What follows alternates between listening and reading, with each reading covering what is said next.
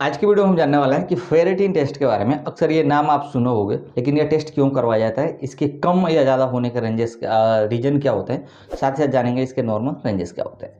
तो जो फेरेटिन होता है वह एक तरह का ब्लड प्रोटीन टेस्ट होता है, और इस टेस्ट के माध्यम से हम ये पता लगाने की कोशिश करते हैं कि आपके बॉडी के अंदर कितना आयरन मौजूद है। कि जब आपके बॉडी के अंदर फेरेटिन कम होगा तो आयरन का लेवल भी कम हो जाता है।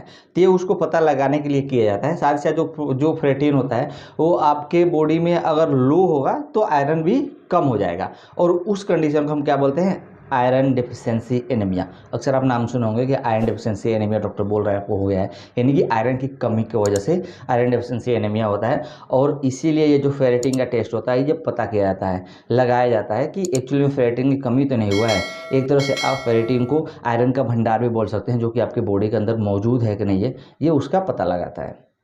इसके जो नॉर्मल रेंजेस होते हैं वो 13 से लेके 150 एनजी पर एमएल में होता है, यानी कि नैनोग्राम पर एमएल में इसको काउंट किया जाता है।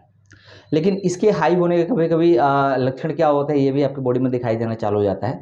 तो उसके बारे में बात कर लेते हैं। आप जब भी अगर फेरेटिन लेवल या आयरन लेवल आपके बॉडी में अगर ज़्यादा हो जाएगा तो आप देखोगे आपको जॉइंट पेन होना चालू हो जाएगा। जो जगह जगह जो जॉइंट होते हैं बॉडी के अंदर वहाँ पे पेन होना चालू हो जाएगा। आप देखोगे हार्ट इंजरी हो सकता है आपको। साथ ही साथ अनएक्सपेक्टेड वेट लॉस भी चालू हो जाएगा, वजन होना अचानक से कम होना चालू हो जाता है। आपके बॉडी के अंदर जो हेयर होते हैं वो हेयर डाउनफॉल होना उसका चालू हो जाता है। उसके बाद से आपको हमेशा थकान महसूस होगा, एनर्जी लॉसेस नजर आएगी कि आपके बॉडी के अंदर लगेगा कि एनर्जी ही नहीं है। तो ये कुछ चीज़ें होती है जो कि जब हाई होता है आपके बॉडी के अंदर फेरेटिन का लेवल, तो ये कंडीशन या ये लक्षण आपको दिखाई देना चालू हो जाता है।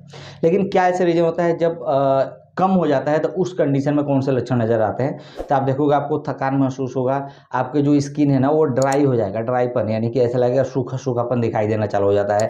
आपको हेडेक होना चालू हो सकता है। आपकी बीपी जो होती है अचानक से बीपी बढ़ जाएगा जब भी अगर फेरेटिन लेवल कम होता है तो। साथ ही साथ आपको वीकनेस महसूस होना चालू हो जाता है।